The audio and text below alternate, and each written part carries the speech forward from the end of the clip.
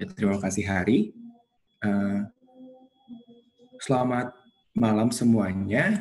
Perkenalkan, nama saya Gusti Ngurape Pradjawisnu, lulusan dari FK Unila 2014. Malam hari ini kita akan membahas materi kardiologi untuk hari pertama. Jadi materi kardiologi ini akan kita bagi menjadi dua. Untuk hari pertama akan diberikan oleh saya, hari kedua oleh Dr. Rama nanti. Semoga teman-teman bisa mendapatkan manfaat dari kelas online hari ini. Kita mulai aja ya. Ya, Gus. Mulai, Gus. Pertama, kita masuk ke soal nomor pertama. Soal di sini sudah dijelaskan oleh Dr. Zafira pada pertemuan sebelumnya.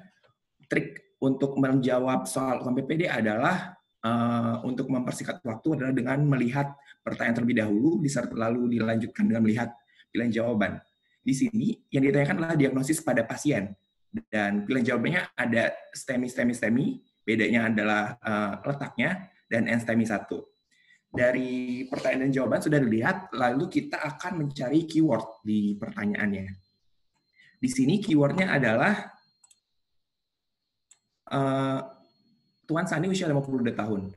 Datang dengan keluhan nyeri dada menjalar ke bahu sejak 1 jam lalu. Berarti di sini keywordnya adalah ada gejala angina.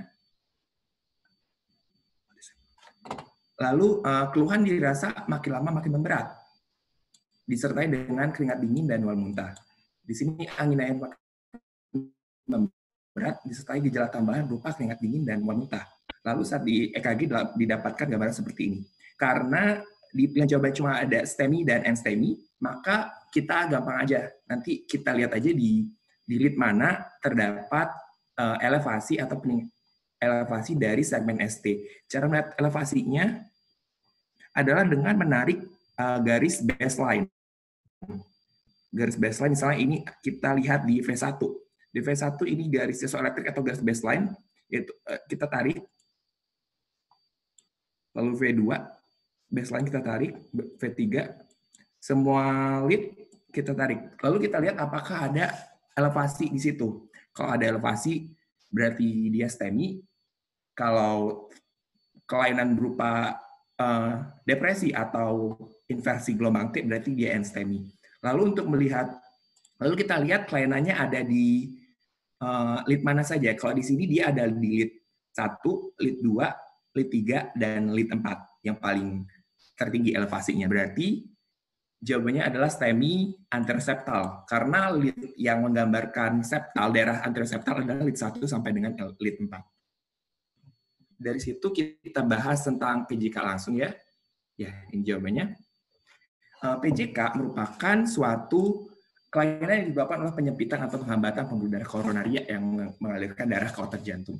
Terutama kelainan ini didasari oleh adanya aterosklerosis yang menyumbat pembuluh darah koroner.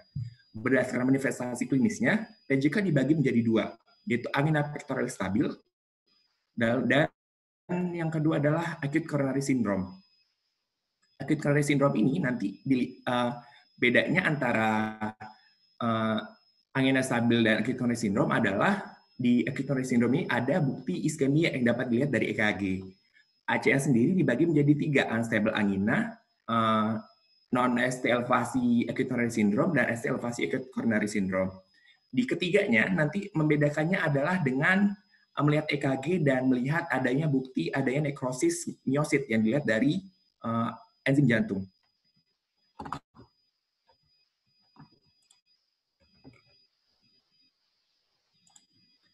Ini sudah dijelaskan tadi. PJK bagi kronik yaitu angina stabil dan juga akut, angina pectoris tidak stabil, NSTEMI dan STEMI. Pembedanya pada angina pectoris stabil tidak ada kelainan EKG dan gejalanya muncul dapat diprediksi serta hilang saat istirahat. Sementara pada yang akut dia ada kelainan EKG. Lalu nanti untuk membedakan lebih lanjut kita lihat enzim jantungnya. Faktor resiko dari PJK itu ada dibagi menjadi 2. Pertama adalah faktor resiko yang tidak dapat diubah berupa usia, jenis kelamin, riwayat keluarga dan etnis, dan faktor resiko yang dapat dirubah berupa merokok, hipertensi, dislipidemia, diabetes mellitus, obesitas, dan juga inaktivitas fisik. Penyakit jantung koroner ini, gejala yang utama yang paling khas adalah adanya angina. Angina ini adalah nyeri dada yang disebabkan oleh karena adanya iskemia otot jantung. Manifestasi klinisnya itu kan tergantung dari apa yang terjadi pada plak aterosklerotik yang mendasarinya. Apabila plak aterosklerotik itu dia stabil, dia tidak mengalami ruptur atau tidak mengalami gangguan, manifestasi klinik yang muncul adalah angina stabil, di mana anginanya itu timbul akibat otot jantung memerlukan oksigen yang lebih banyak dari yang dapat dibawa oleh pembuluh darah itu ke otot jantung itu. Lalu yang kedua, apabila dia mengalami gangguan plak aterosklerotiknya, misalnya terjadi ruptur yang kemudian akan menyebabkan oklusi pembuluh darah, dia tergantung apakah oklusi ini bersifat total atau subtotal. Apabila dia total, manifestasi yang timbul adalah STEMI. Sedangkan apabila dia subtotal, dia akan menimbulkan enstemi atau unstable angina. Nanti perbedaannya dilihat apakah terjadi nekrosis atau tidak. Kalau terjadi nekrosis, berarti dia berupa enstemi. Kalau tidak jadi nekrosis, berarti unstable angina. Selanjutnya, angina yang timbul akibat adanya aterosklerotik itu dapat dibagi menjadi dua.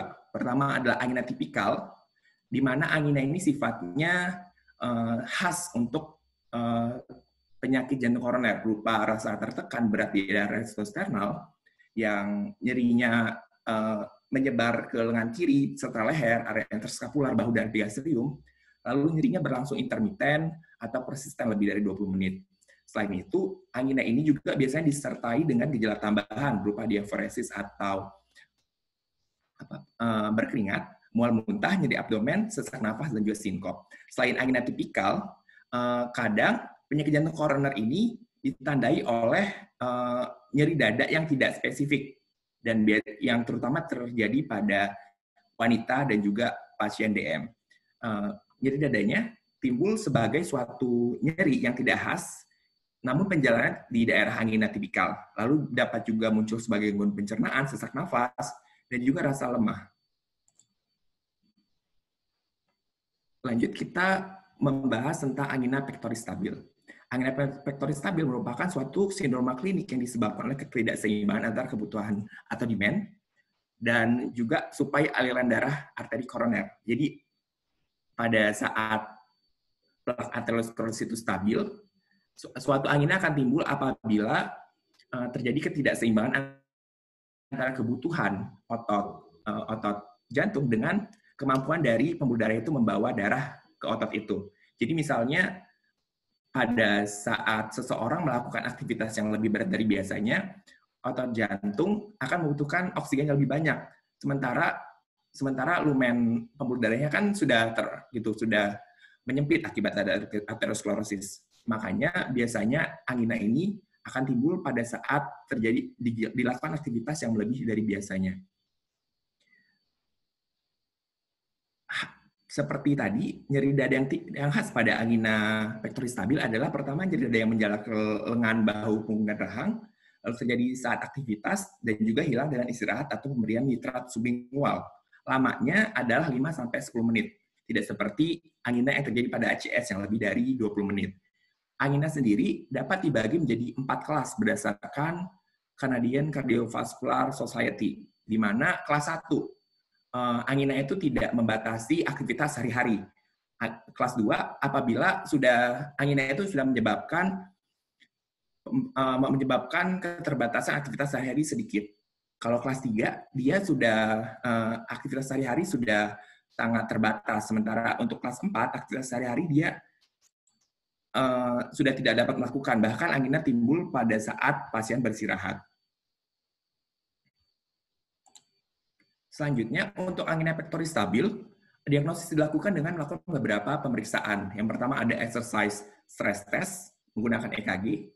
Jadi dilakukan treadmill atau menggunakan stress Kalau tidak bisa dilakukan treadmill, bisa menggunakan obat-obatan tertentu, lalu dinilai EKG-nya, apakah terdapat perubahan EKG yang menunjukkan ada iskemia. Lalu selain exercise, dapat dilakukan juga imaging yang non-invasif, baik dengan ekokardiografi ataupun dengan CT scan.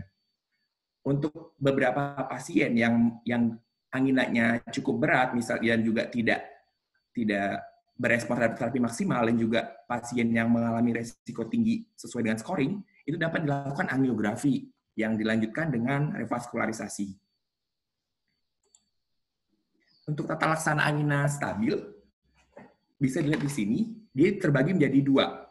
Pertama adalah tata laksana untuk mengurangi angina, untuk mengurangi nyeri dada, dan juga untuk mengurangi atau mencegah terjadinya suatu cardiovascular event. Untuk mengurangi angina, mengurangi nyeri dada, dapat diberikan nitrat pada angina dan ditambahkan dengan beta blocker, calcium channel blocker, baik yang dihidropiridin atau non-dihidropiridin. Dan pada kasus-kasus berat dapat ditambahkan ivabradin atau bahkan dilakukan PCI. Itu untuk mengurangi anginanya. Untuk mencegah kejadian kardiovaskular lebih lanjut, tata laksana diberikan adalah pertama merubah gaya hidup. Apabila dia obesitas maka dianjurkan untuk berolahraga, merubah diet dan lain-lain. Dan juga dapat diberikan antiplatelet berupa aspirin, statin untuk mengurangi dislipideminya, dan juga ACE inhibitor dengan ARB untuk mencegah remodeling dari miositnya. Lalu itu untuk yang angina stabil. Bagaimana untuk yang ACS-nya? Pada ACS anginanya ada 4 yang khas. Pertama adalah angina tipikal yang persisten lebih dari 20 menit. Lalu kedua, bisa juga angina yang timbul pada ACS berupa angina awitan kelas 3 baru. Jadi tiba-tiba aja dia ada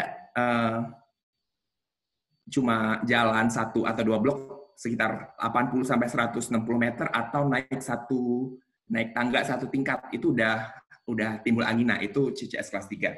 Atau juga bisa timbul sebagai angina yang dulunya stabil, sekarang makin berat, makin lama makin berat. Dari awalnya mungkin baru kelas 1, kelas 2, terus sekarang tiba-tiba jadi kelas 3. Atau bisa juga berupa angina pasca infark miokard. Jadi dalam kurun waktu 2 minggu setelah infark miokard sebelumnya timbul angina lagi. Nah, itu bisa jadi merupakan gejala dari ACS. Untuk pemeriksaannya, pemeriksaan untuk ACS dari EKG, pemeriksaan laboratorium, terutama yang terpenting adalah pemeriksaan enzim jantung untuk melihat adanya infark atau nekrosis miosit, lalu bisa dilakukan ronsen toraks AP dan juga ekokardiografi. Untuk melihat ada iskemia pada ACS, itu dapat dilakukan pemeriksaan EKG. Tadi sudah disinggung sedikit, kalau untuk membedakan STEMI dan NSTEMI adalah pada STEMI terjadi ST elevasi, pada NSTEMI tidak terjadi ST elevasi, tapi justru terjadi ST depresi atau inversi gelombang T. Nah, pada STEMI ini selain ST elevasi, juga dapat timbul gambaran EKG lain berupa adanya LBB baru, left bundle branch block. Dan ST elevasinya ternyata ada kriterianya, nggak semua ST elevasi dianggap merupakan gambaran dari iskemia. Jadi dianggap gambar iskemia apabila pada lead perikordial V1 sampai V3 tinggi elevasinya adalah lebih dari 2 kotak kecil pada laki-laki 40 tahun atau lebih dari 2,5 kotak kecil pada laki-laki kurang dari 40 tahun, atau pada wanita kriterianya lebih kecil lagi, yaitu lebih dari 1,5 kotak kecil sudah dianggap merupakan ST elevasi. Itu untuk lead perikordial V1 sampai V3. Sementara untuk lead lainnya, lead ekstremitas maupun lead perikordial lain, itu di atas 1 kotak kecil saja sudah dianggap sebagai suatu ST elevasi. Sementara itu untuk NSTEMI, gambarannya adalah ST depresi, terutama yang gambarannya adalah horizontal seperti ini. Horizontal, jadi turun dulu baru naik, atau downsloping. Downsloping seperti ini. Dengan kriterianya pada lead V1 sampai V3, setengah kotak kecil, depresinya, dan lead lain lebih dari satu kotak kecil. Lalu dapat juga timbul adanya inversi T-wave.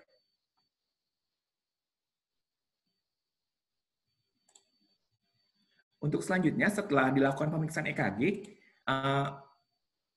ini masih EKG ya. Untuk menentukan lokasi infak bisa dilihat dari di mana didapatkan perubahan EKG berdasarkan lead perikordial dan juga lead ekstremitas. Dikatakan apabila dia anterior apabila terjadi perubahan EKG pada V1 sampai V4, dikatakan lateral apabila dia V5, V6, lead 1 dan AVL, inferior apabila perubahan terjadi pada 2, 3 AVF, posterior apabila V7 sampai V9 ini lead tambahan, dan infrak ventrikel kanan apabila perubahan terjadi pada V3 right dan juga V4 right. Ini lead tambahan juga. Mungkin beberapa orang akan sulit menghafal lead-lead ini. Jadi kalau memang sulit menghafal, dapat dibayangkan aja. Jadi gambaran jantung kita overlap dengan tempat kita menaruh lead EKG. Jadi ini gambaran overlapnya.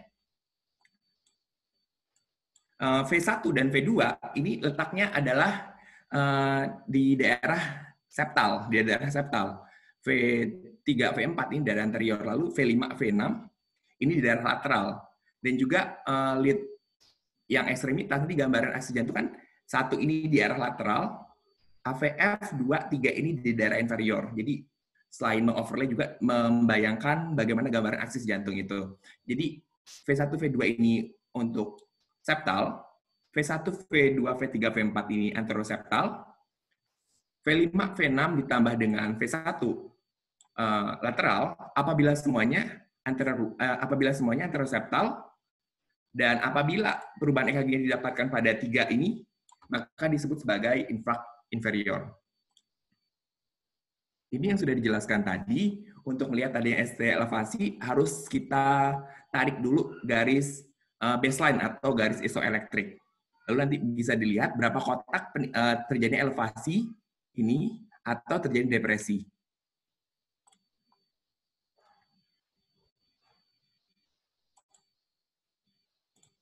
Selanjutnya, setelah kita mengkonfirmasi adanya iskemia miosit, yang harus kita lakukan adalah mengkonfirmasi adanya nekrosis dari miosit. Apakah iskemia itu berlanjut dengan kematian sel atau tidak, untuk membedakan antara unstable angina dengan NSTEMI atau juga dengan STEMI. Enzim jantung yang berperan untuk melihat adanya nekrosis itu yang terutama adalah CKMB, troponin T, dan troponin I, serta mioglobin. Namun dari semuanya, yang paling sensitif adalah troponin. Baik troponin T maupun troponin I ini memiliki spesifisitas yang sepadan, kecuali pada ada gangguan ginjal. Kalau ada gangguan ginjal, yang lebih dipakai adalah troponin I. Bisa dilihat nanti meningkatnya mulai dari 4-6 jam dari awal onset angina. Jadi apabila misalnya dia ada angina, sudah datang ke rumah sakit, namun ternyata dicekin enzim jantungnya belum naik, itu harus diulang sekitar 8-12 jam setelahnya. Nah, setelah kita tegak dari diagnosis ACS, dari EKG, dan juga pemeriksaan enzim jantung, nanti dapat dilakukan tata laksana sesuai dengan ACS tipe mana yang dialami oleh pasien. Namun pada saat sebelum tegak, apabila kita sudah sangat curiga terjadi ACS, maka dilakukan tata laksana awal di IGD. Terdiri dari apa saja? Terdiri dari ini: pemberian oksigen, aspirin, gliserin, morfin, dan lain-lain. Akan dibahas selanjutnya. Nah, pada saat di IGD apabila sudah curiga ACS, maka yang dilakukan adalah pertama menirahbarikan pasien. Lalu kedua, memberikan suplementasi oksigen apabila pasien mengalami hipoksemia. Lalu diberikan juga koterapi antiplatelet dengan pemberian aspirin dan juga inhibitor reseptor ADP berupa clopidogrel atau prasugrel. Lalu juga diberikan farmakologi untuk mengurangi gejala anginanya dengan nitrat atau juga morfin. Ini dari Perky. Ini yang harus kita lakukan seperti tadi. Pertama, tirah baring.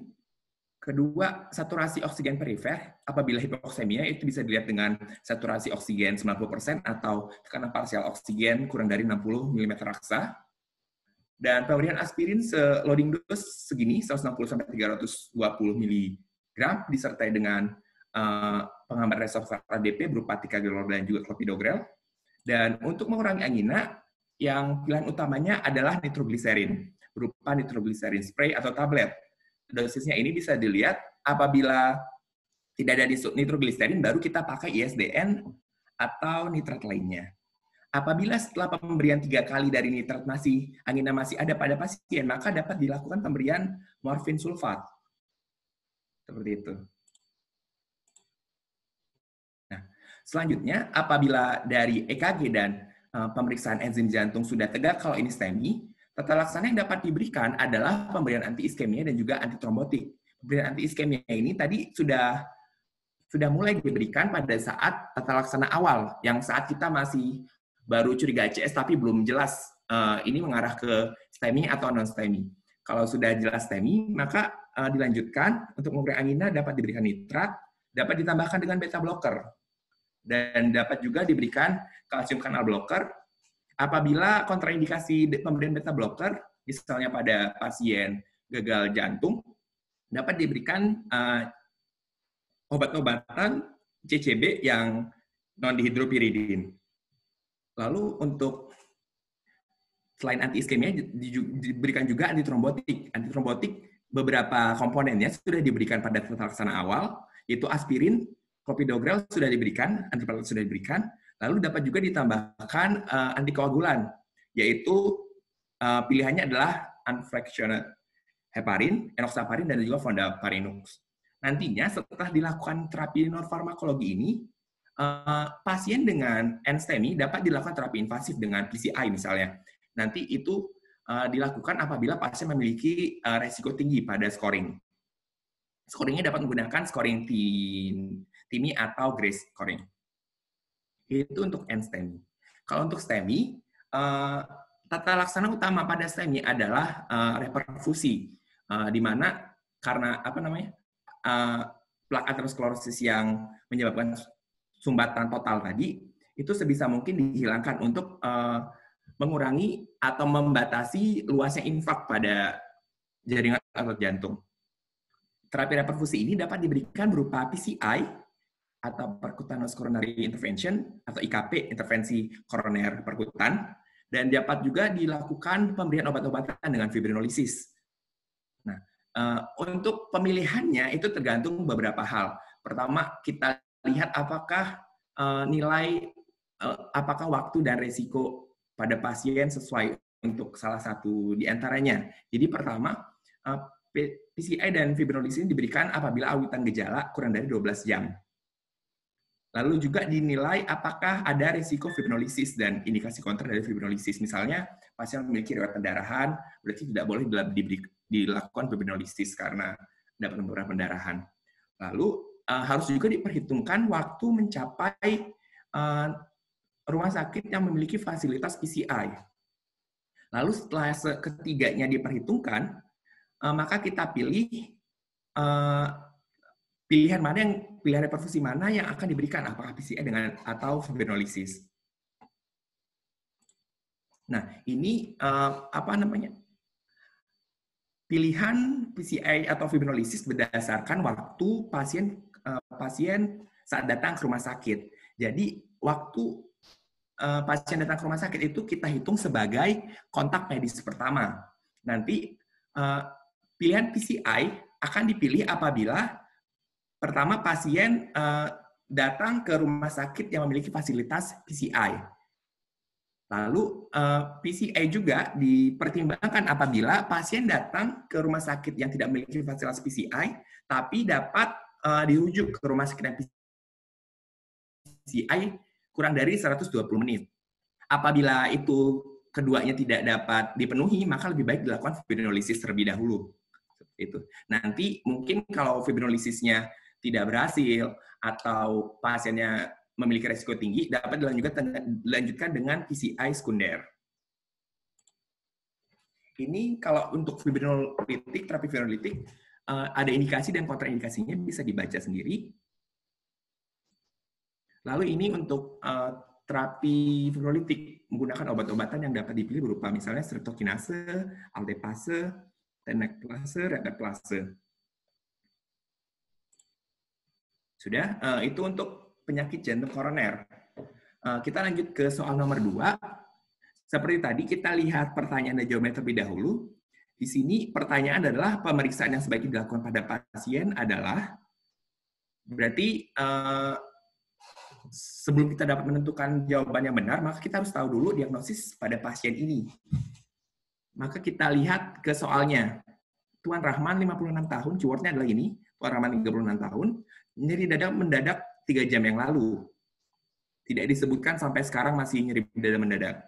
Lalu nyeri dadanya terjadi saat bermain tenis. Berarti ini merupakan suatu aktivitas yang lumayan berat yang tidak biasa dilakukan sehari-hari.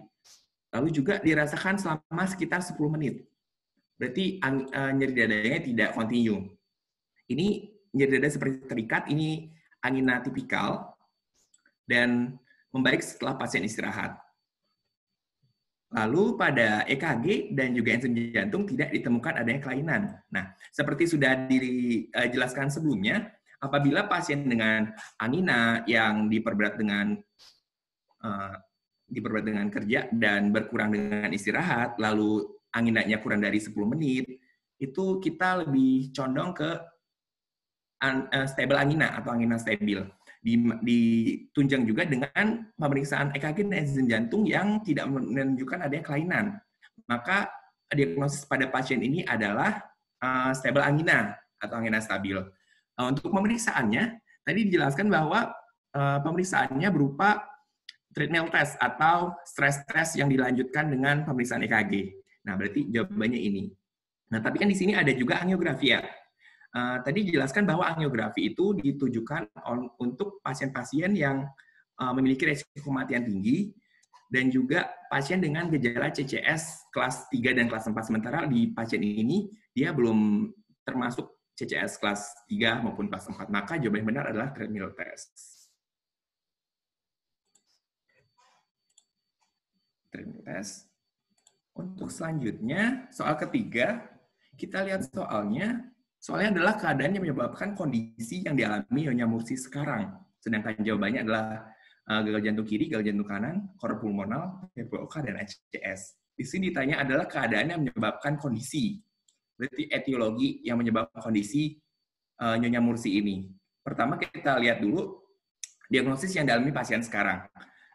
Keyword di sini adalah usia 60 tahun, ada gejala CHF berupa kaki dan perut bengkak, lalu sesak nafas dari 2 tahun yang lalu, ini bisa, sesak nafasnya bisa karena kardiak, bisa juga karena non-kardiak sebenarnya. Lalu adanya asitas abdomen, edema non-pitting, ini menggambarkan adanya gambaran CHF juga. Clue tambahannya adalah adanya hipertrofi ventrikel kanan. Berarti di pasien ini dapat timbul adanya CHF. Tapi apa yang menyebabkan? Kita cari clue lagi. Di sini ada riwayat merokok, tidak memiliki riwayat merokok, tapi sering memasak dengan kayu bakar. Lalu ada pelebaran diameter anteroposterior, perkusi hipersonor, ya itu, diameter anteroposterior dan adanya perkusi hipersonor. Berarti pada pasien ini mengalami congestive adanya heart failure, terutama pada sisi yang kanan. Karena ada hipertrofi ventrikel kanan. Berarti sebabnya, kalau dari skenario adalah suatu gangguan di paru. Kita lihat di pilihannya, gangguan paru di sini cuma ada PPOK. Berarti PPOK, karena sesuai dengan skenario juga. Lalu kita bahas tentang kor pulmonal. Jadi kor pulmonal itu merupakan suatu pembesaran jantung kanan akibat adanya penyakit primer pada paru. Sebabnya dapat berupa penyebab kronik, misalnya PPOK, dan penyakit lainnya, dapat juga bersifat akut, misalnya emboli paru. Gejalanya adalah gejala gagal jantung kanan berupa kongesti pada ekstremitas, asites, peningkatan JVP, dan juga gejala-gejala penyakit yang mendasarinya. Kalau dia yang mendasari PPOK berarti ada gejala tambahan PPOK, misalnya sesak, lalu dapat ditemukan adanya peningkatan diameter anteroposterior, dapat ditemukan adanya ronki pada auskultasi paru. Untuk pemeriksaan penunjangnya dapat dilakukan fototoraks dan juga EKG. Pada cor pulmonal, karena dia terjadi gangguan pada jantung kanan, maka dapat ditemukan hipertrofi ventrikel kanan dan juga dapat ditemukan adanya hipertrofi atrium kanan. Ini gambaran EKG dari hipertrofi ventrikel kanan. Yang dapat ditemukan adalah pertama ada RAD, right axis deviation lebih dari 110 derajat. Untuk melihat aksis kan kita lihat dari lead 1 dan juga lead AVF. Di sini lead 1 dia termasuk defleksinya lebih dominan ke bawah, berarti negatif. Aksis jantung seperti ini kan ya. Negatif, berarti aksis 1, AVF, lead 1 dia negatif, sedangkan AVF dia positif, berarti lead 1 dia negatif, berarti ke arah sini, AVF dia positif, berarti ke arah sini. Ke arah sini, aksisnya berarti dia termasuk sebagai RAD yang berat. Karena kan kalau LAD itu di sini aksisnya, sementara RAD di sini. Normalnya adalah di sini. Maka sesuai dengan kriterianya. Lalu ada juga gelombang R dominan di V1 dan juga gelombang S dominan di V5 atau V6. Ini gelombang R dominan di V1 dan V5 V6 yang dominan adalah gelombang S. Sementara pada EKG normal, progresi gelombang R itu harusnya di V1 itu dia mulai kecil, makin lama makin ke V6 dia makin besar. Seharusnya yang lebih besar di V1 adalah gelombang S. Sementara ini kebalikannya, maka dia mengalami memenuhi kriteria dari RVH. Lalu kriteria selanjutnya adalah QRS kompleksnya kurang dari 120 milisecond. Jadi dia bukan karena pelebaran QRS kompleks. Sudah itu untuk cor pulmonal. Selanjutnya kita masuk ke soal nomor 4. Soal nomor 4, di sini pertanyaan adalah diagnosis yang mungkin dan juga terapi pada kasus ini. Dengan pilihan jawabannya sama sekali tidak berhubungan satu sama lain. Jadi mending kita langsung ke skenario saja. Pertama di sini adalah Nyonya Raisa, umur 52 tahun. Dengan clue-nya adalah tungkai kanan bawah terasa nyeri dan bengkak. Nyeri dirasakan saat aktivitas maupun istirahat. Dan pasien ini baru saja pulang dari rumah sakit setelah dirawat selama 7 hari. Pada pemeriksaan fisik didapatkan adanya edem pitting pada tungkai bawah. Dia juga hiperemis dan juga nyeri. Lalu clue selanjutnya adalah adanya nyeri betis pada saat kaki didorsofleksikan. Lalu dilakukan ultrasonografi untuk menegakkan diagnosis. Di sini keluhan utama kan nyeri dan bengkak. Nah, bengkak ini sendiri itu diagnosis bandingnya banyak banget. Mulai dari dapat dilihat apakah bengkaknya dia unilateral atau bilateral. Lalu masing-masing nanti kita bedakan bengkaknya dia bersifat kronik atau akut. Kalau di sini dia masih bersifat akut. Biasanya edem tungkai yang bersifat akut itu paling sering disebabkan oleh DVT, apalagi apabila ditemukan adanya gejala-gejala tambahan seperti nyeri, hiperemis, dan juga di sini yang menjadi keyword-nya adalah adanya riwayat dirawat di rumah sakit dan juga ada nyeri pada saat betis didorsofleksikan. Ini namanya Homan sign. Jadi berdasarkan skenario-nya, jawaban ini adalah trombosis vena dalam atau deep vein thrombosis dengan tata laksana berupa bolus heparin. Ya. Ini adalah bagaimana cara mengelisit Homan sign, yaitu dengan tungkai bawah, bukan tungkai bawah, keseluruhan tungkai kita angkat di daerah paha, difleksikan sedikit, lalu pada ankle dilakukan dorsofleksi. Apabila pasien merasa nyeri, atau adanya tahanan karena nyeri, itu dikatakan sebagai homicide positif, dan ini biasanya dapat ditemukan pada DVT. Ini kita bahas dengan DVT-nya. DVT sendiri merupakan suatu hambatan aliran vena tungkai dan juga vena lengan menuju jantung yang disebabkan oleh trombus pada lumen vena dalam. Jadi vena yang dapat dikategorikan sebagai DVT apabila mengalami trombus adalah vena-vena dalam, karena sesuai namanya deep vein thrombosis. Dari gejalanya dapat ditemukan adanya rasa nyeri pada tungkai saat aktivitas maupun istirahat. Lalu dapat juga ditemukan adanya riwayat statis dari kakinya, misalnya setelah naik pesawat atau setelah dirawat di rumah sakit dengan berbaring lama, itu biasanya ada clue-nya biasanya di soal. Lalu pada pemeriksaan fisik dapat ditemukan adanya temuan-temuan yang membentuk nanti ada score Wells namanya. Apa aja itu? Jadi ini. Nah, ini.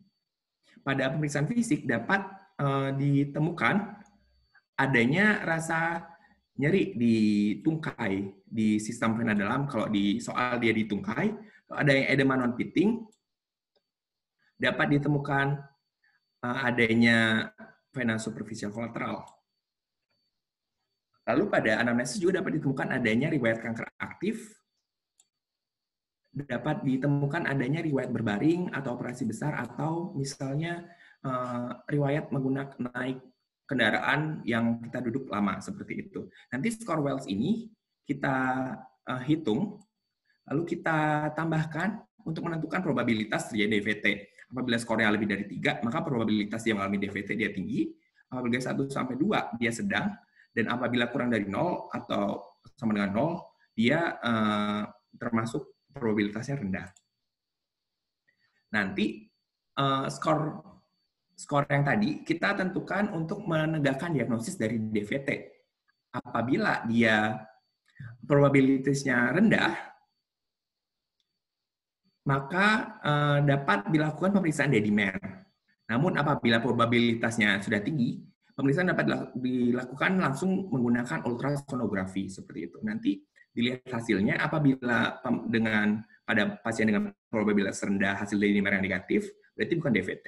Apabila pada pasien ini dia positif, dapat dilakukan pemeriksaan ultrasonografi.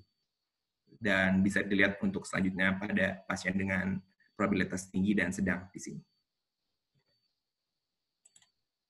Itu untuk diagnosisnya. Kalau untuk tata laksananya, tata laksana VT adalah dengan pemberian antikoagulan.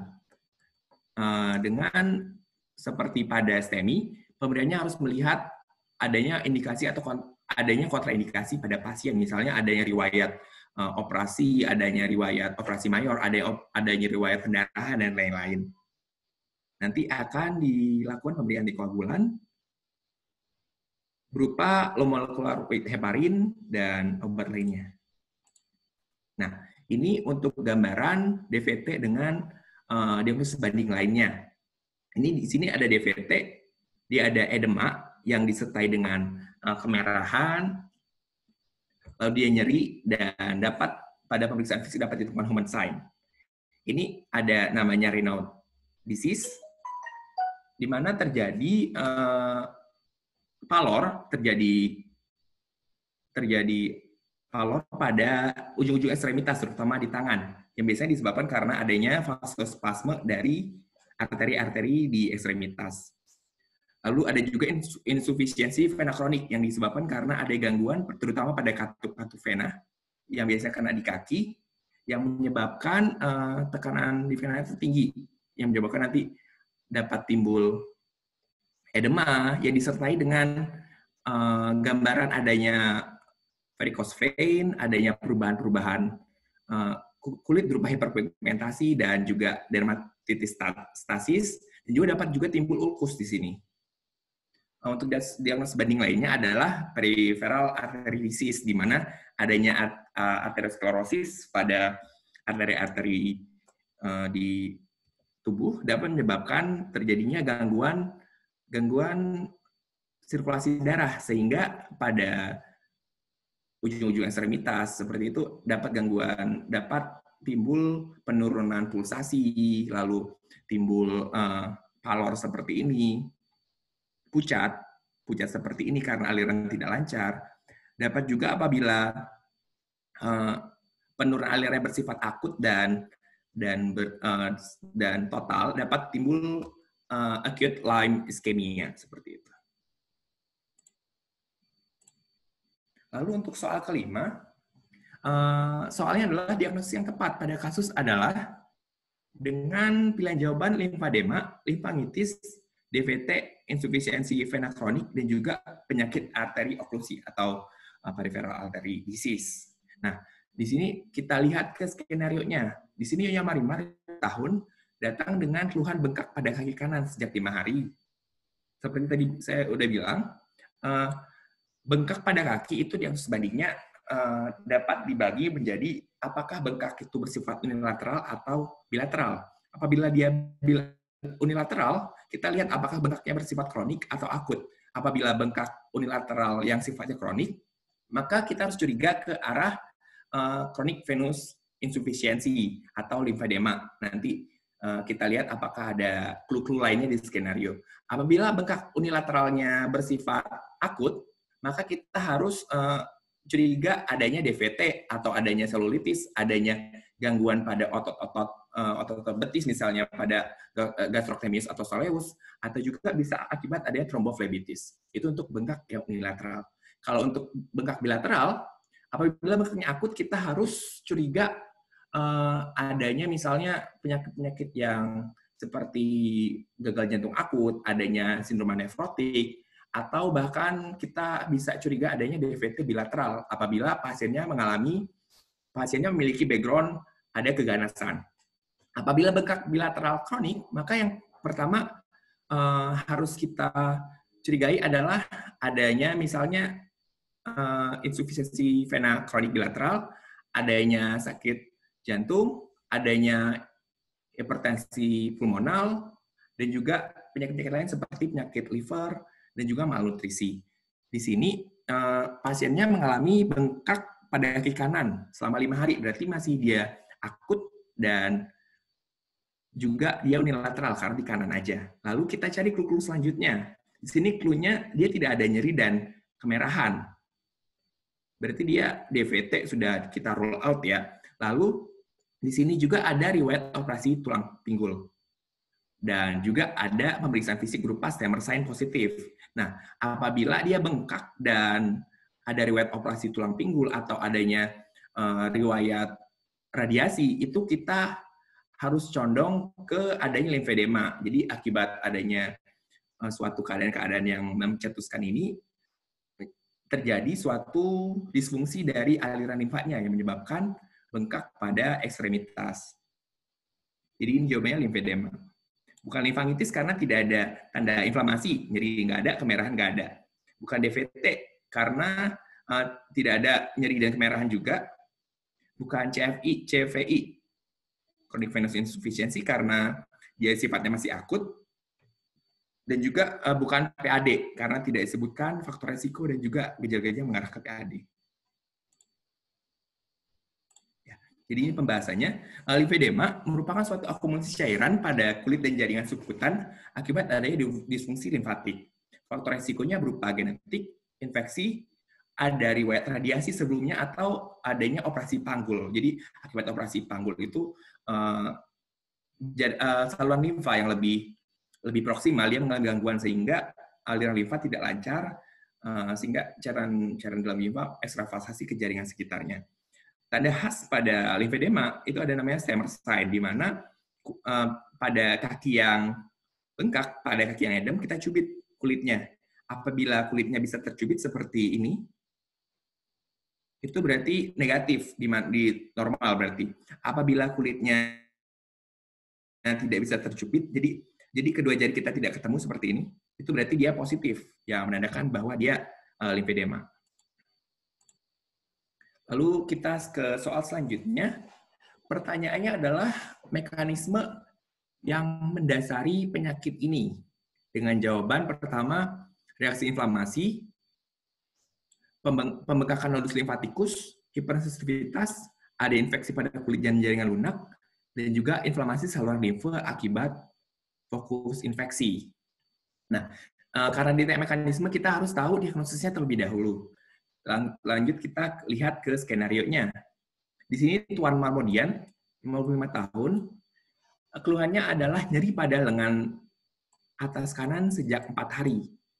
Dengan gambaran dari lengannya, ada goresan kemerahan yang menjalar hingga batas ketiak depan kanan. Jadi ada kemerahan yang berbentuk khusus seperti goresan. Dan pasien ini memiliki riwayat luka di jempol dan juga memiliki riwayat penyakit DM selama 5 tahun.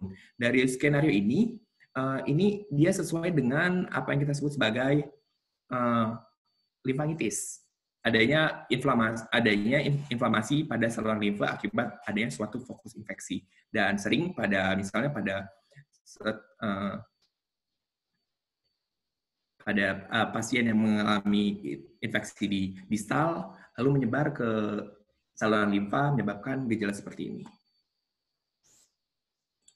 Kita bahas limfangitis. Limfangitis merupakan suatu infeksi pembuluh darah yang mengalir dari suatu fokus inflamasi yang disebabkan karena suatu organisme yang menyebabkan infeksi di saluran limfa itu. Biasanya timbul akibat ada suatu abrasi atau luka di distal saluran limfa yang kemudian masuk ke dalam saluran itu. Manifestasinya adalah adanya infeksi akut dan juga dapat teraba lunak dengan membengkak, asimetris, dan dia saling berhubungan. Karena saluran limfa itu saling berhubungan, maka gambar merahnya dia akan membentuk suatu alur dan berhubungan. Dapat berupa goresan merah dari darah terinfeksi ke ketiak atau penggal paha, dapat juga timbul demam, nyeri, dapat timbul sakit kepala dan penurunan nafsu makan. Itu dari gejala klinis limfangitis.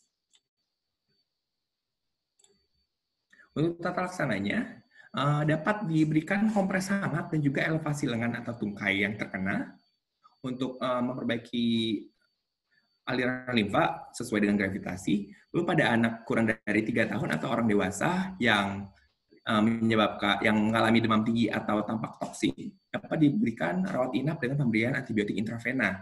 Kalau tidak, selain itu dapat diberikan antibiotik yang per oral saja. Lalu dapat diberikan tata laksana berupa analgesik, antipiretik, dan juga antiinflamasi. Dan apabila timbul abses, maka dapat dilakukan insisi dan juga drainase. Ini gambaran limfangitisnya. Jadi adanya, misalnya ini awalnya ada infeksi di sini, adanya luka atau goresan atau sejenisnya, nanti akan timbul suatu garis yang ke arah ketiak, garis kemerahan. Ini limfa yang mengalami infeksi.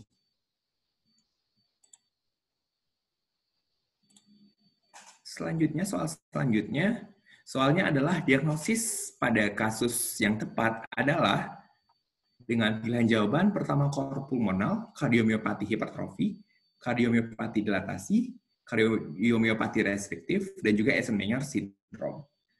Semuanya merupakan suatu kelainan pada jantung. Kita lihat dari skenario untuk menapis jawaban. Pertama, pasien usia 22 tahun, masih muda, lalu merupakan seorang atlet bulu tangkis, datang dengan keluhan sering pingsan mendadak, badan terasa lemas, dan dada sering berdebar. Ini gambaran yang adanya suatu penyakit jantung tidak spesifik mengarah ke suatu penyakit jantung tertentu. Tapi di sini dia tidak memiliki faktor resiko usia, dan juga dia merupakan seorang atlet, berarti gaya hidupnya dia termasuk sehat mungkin ya. Lalu pemeriksaan penunjang yang dilakukan adalah ekokardiografi pada pasien ini. Didapatkan adanya disfungsi diastolik dan juga penebalan pada ventrikel kiri. Berarti adanya hipertrofi ventrikel kiri. Kelainan otot jantung yang dapat terjadi pada orang usia muda yang tidak memiliki faktor resiko, misalnya penyakit jantung koroner atau tidak memiliki resiko hipertensi atau gangguan katup jantung, yang digambarkan oleh adanya penebalan ventrikel kiri itu adalah kardiomiopati hipertrofi. Maka jawabannya adalah yang B. Kita bahas. Ya.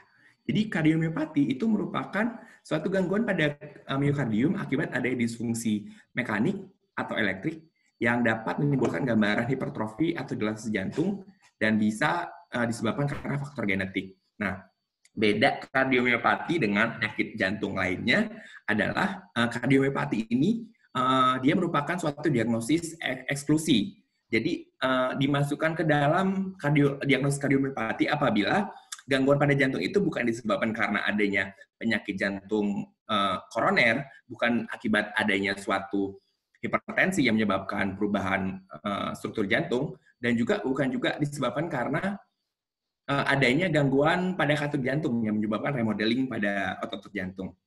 Jadi dia termasuk diagnosis eksklusi. Nah, dia ada beberapa yang ada menyebutkan di klasifikasi menjadi 3, yaitu kardiomiopati dilatasi, kardiomiopati hipertrofik, dan juga kardiomiopati restriktif. Ada juga mengkategorikan menjadi 4, dilatasi, hipertrofik, restriktif, dan juga aritmogenik. Nah, perbedaannya adalah ini. Yang pertama, hipertrofi kardiomiopati, dia kardiomiopati yang dikarakteristikkan oleh adanya pembesaran dari otot-otot ventrikel yang disertai dengan abnormalitas dalam fungsi diastolnya, sementara fungsi sistolnya dia bagus. Nah, ini banyaknya terjadi, dia merupakan suatu yang genetis. Lalu kardiomiopati kedua itu dikarakteristikan oleh adanya pelebaran dari ruang dari ventrikelnya. Kalau ini ventrikelnya, dinding ventrikel melebar pada hipertrofi. Kalau pada dilatasi, ruangnya dia melebar. Jadi dindingnya dia relatif lebih tipis. Akibatnya akan terjadi gangguan pada saat sistolik, gangguan kontraktilitas pada sistoliknya.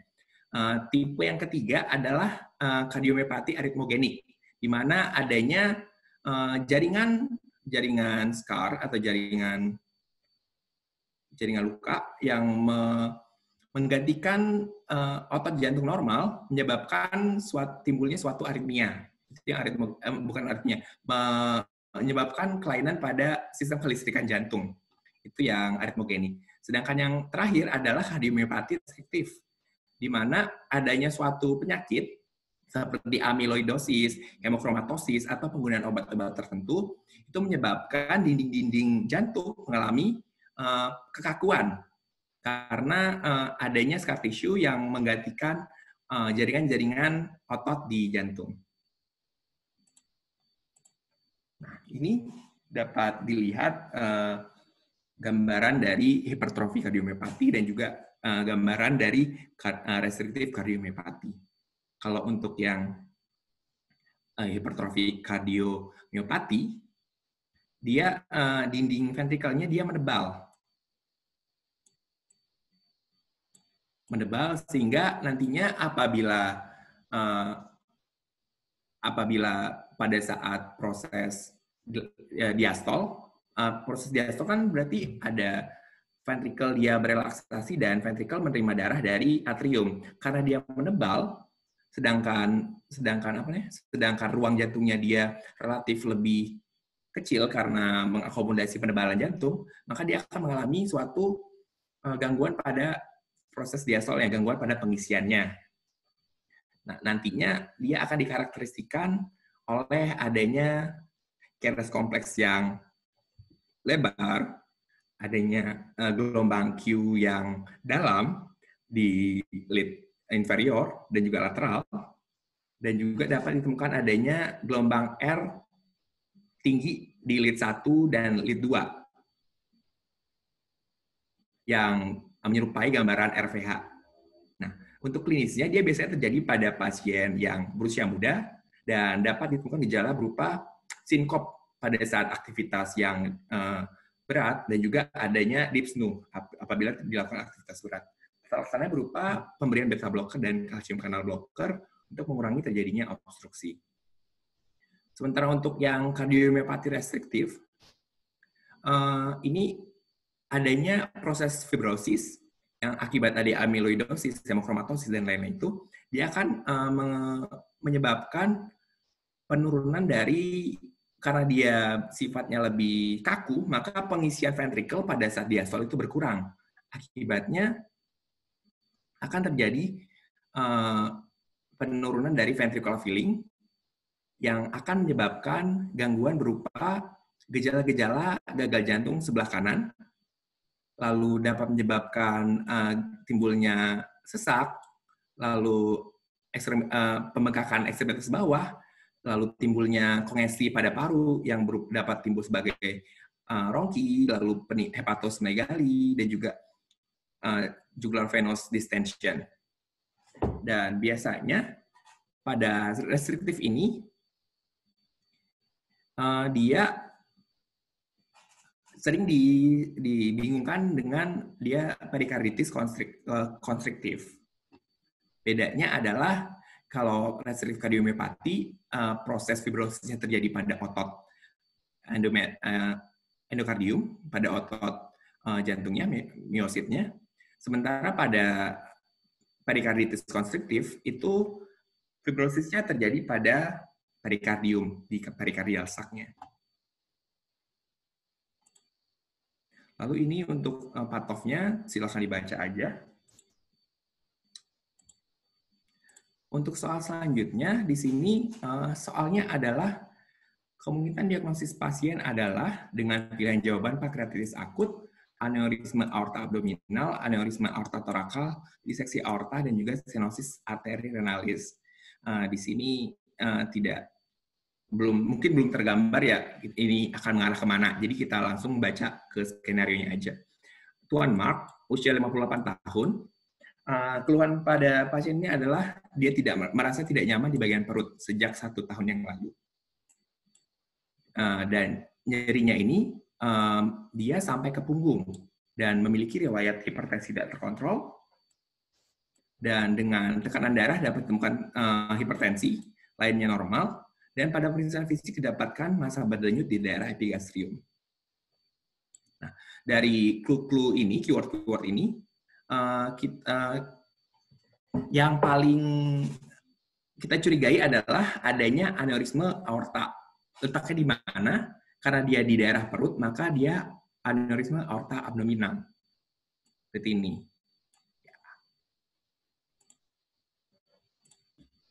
Kita bahas tentang aneurisme aorta. Aneurisme aorta merupakan suatu dilatasi aorta lokal yang biasanya berkembang di mana aja sepanjang jalur aorta. Apabila dia timbulnya di daerah torakal, di atas diafragma, maka disebut aneurisme aorta torakalis. Apabila di bawah diafragma, dia disebut sebagai aneurisme aorta abdominalis. Dan komplikasi dari aneurisme ini adalah dia menjadi ruptur atau terjadi diseksi aorta abdominal. Gejalanya apabila terjadi diseksi atau ruptur, maka akan dapat timbul adanya shock. Nah, ini faktor resikonya berupa dia ada penyakit aterosklerosis yang sehingga faktor-faktor resiko penyakit jantung tadi bisa dimasukkan, yaitu merokok, laki-laki, ada hipertensi, usia tua. Lalu gejala yang timbul, dia biasanya asimptomatik selama dia tidak membesar dan juga tidak ruptur. Apabila sudah ruptur, gejalanya adalah shock. Namun apabila dia masih membesar aja dan tidak ruptur, gejalanya adalah nyeri punggung atau nyeri abdomen, dan pada pemeriksaan fisik akan didapatkan suatu massa di perut yang berdenyut. Pada soal, dia kan tidak terjadi shock karena tekanan darahnya masih termasuk tinggi dan tidak ada tanda-tanda vitalnya tidak memburuk. Maka dia termasuk dia belum ruptur atau belum juga mengalami diseksi aorta. Nah, ini penapisannya. Lanjut ke soal selanjutnya, soal nomor 9. Yang ditanyakan adalah diagnosis pasien tersebut adalah dengan pilihannya adalah deep vein thrombosis, edema paru, emboli paru, koopulmonal, dengan juga gagal jantung kongestif. Nah, karena masih kita mungkin belum ada gambaran, langsung kita ke skenario. Tuan Jeno, usia 62 tahun, keywordnya adalah tiba-tiba sesak sejak 30 menit yang lalu. juga tampak gelisah dan juga mengeluh nyeri dada ketika narik nafas. Dan pasien memiliki riwayat rawat inap dengan operasi lutut. Pada tanda-tanda vital didapatkan hasil peningkatan heart rate sama respiratory rate aja. Lalu pada pemeriksaan fisik didapatkan tungkai kanan kemerahan, nyeri, dan juga ada homicide. Di sini mungkin kita akan mikir, oh ini ada DVT gitu. Lalu pada pemeriksaan EKG ditemukan adanya sinus takikardi, adanya gambaran S1 Q3 T3, dan juga ada gambaran T inversi pada lead V1 V4, lead 2 3 AVF, serta ada gambaran right bundle branch block. Nah, mungkin karena ada, seperti tadi saya bilang, karena ada gambaran human sign positif, ada gambaran tungkai kanan kemerahan dan juga nyeri, dan juga karena ada riwayat pos rawat inap, kita akan berpikir ke DVT. Tapi kan di sini ada keluhan lain selain DVT. Ada keluhan sesak nafas, nyeri dada. Nah, kita tahu pada DVT itu salah satu komplikasinya adalah trombosis pada DVT itu lepas menjadi emboli dan menyumbat di pembuluh darah lain. Yang paling sering adalah dia menyumbat di paru, menyebabkan emboli paru. Nah, karena ada gejala-gejala paru dan juga ada hasil seperti ini, hasil di EKG-nya, maka jawaban yang kita pilih adalah emboli paru di sini. Kita bahas, jadi emboli paru merupakan suatu sumbatan yang terjadi pada pembuluh darah paru akibat adanya emboli. Emboli dari mana saja, bisa dari emboli vena, misalnya terutama pada DVT. Lalu dapat juga terjadi akibat emboli dari arteri, biasanya dari jantung, yaitu trombus yang terbentuk karena atrial fibrillation, atau trombus yang terbentuk pada katup-katup jantung buatan atau katup jantung yang mengalami gangguan. Nah, akibat adanya emboli paru, maka pembuluh darah paru itu akan tersumbat, yang akan menyebabkan gangguan pada jaringan-jaringan paru sekitarnya. Maka nanti akan timbul gejala berupa sesak nafas, batuk atau batuk darah. Batuk darahnya mungkin karena jaringan parunya mengalami nekrosis, lalu sehingga batuk darah. Karena dia nekrosis, maka akan timbul nyeri dada pleuritik. Karena ada gangguan di paru yang akan menyebabkan cyanosis, lalu berdebar, dan juga low grade fever. Untuk diagnosisnya dapat dilakukan pemeriksaan EKG, di mana pada EKG nanti akan ditemukan gambaran right bundle branch block, lalu adanya strain ventricle kanan. Dapat juga dilakukan pemeriksaan dedimer, CT scan, dan juga angiografi pulmonal. Untuk tata laksananya, karena dia adanya trombus, maka dapat diberikan antikoagulan untuk mengurangi trombusnya, menghancurkan trombusnya. Dapat juga dilakukan trombolitik atau juga embolektomi. Nah, selanjutnya untuk emboli paru, dia memiliki gambaran EKG yang khas, yaitu tadi sudah disebutkan adanya strain pada RPH, lalu pada skenario juga adanya gambaran S1 Q3 T3. Nanti kita akan lihat gambarannya seperti apa. Lalu dapat juga timbul right bundle branch block yang komplit ataupun incomplete. Namun pada kasus yang lebih ringan, biasanya pada EKG cuma ditemukan adanya sinus takikardi. Ini gambaran EKG-nya. Di sini pattern S1 Q3 T3 itu menggambarkan adanya pada lead 1 adanya S-wave yang prominent. Ini kan refleksi ke inferior ini, kedua ini adalah S-wave, berarti dia prominent. Lalu pada lead 3 ditemukan ada gelombang Q dan juga inversi T. Itu yang kita sebut sebagai gambaran S1 Q3 T3. Adanya gelombang S yang prominent di lead 1, adanya gelombang Q di lead 3, dan juga adanya T inversi di lead 3. Selain ini, kita juga pada EKG ini dapat menemukan adanya takikardi, adanya right bundle branch block yang incomplete, dapat dilihat di V1 dan V6, dan juga adanya inversi T-wave yang di lead anteroseptal dan juga lead inferior, berarti di lead V1 sampai dengan V4, di sini ada T inversi. Beda T inversi ini dengan T inversi NSTEMI adalah pada emboli ini karena dia menggambarkan adanya suatu RPH, T inversinya dia bersifat tidak simetris. Jadi kalau pada N-STEMI, T inversinya dia simetris antara kanan dan kirinya sama. Pada T inversi yang disebabkan karena emboli paru, dia gambarannya adalah dia awalnya lebih landai lalu lebih curam gitu. Landai lalu tiba-tiba ke atasnya langsung curam, maaf. Nah, seperti ini. Jadi lebih landai dulu, naiknya langsung curam. Itu membedakan EKG T inversi pada kasus iskemi seperti N-STEMI dan juga gambar EKG pada RVH pada emboli paru. Lalu pada X-ray, emboli paru ini digambarkan yang khas adalah adanya Westermarck sign, di mana akibat adanya emboli paru, pembuluh-pembuluh darah yang di distal dari emboli itu akan mengalami gangguan, sehingga pada X-ray akan tampak hiperlusen.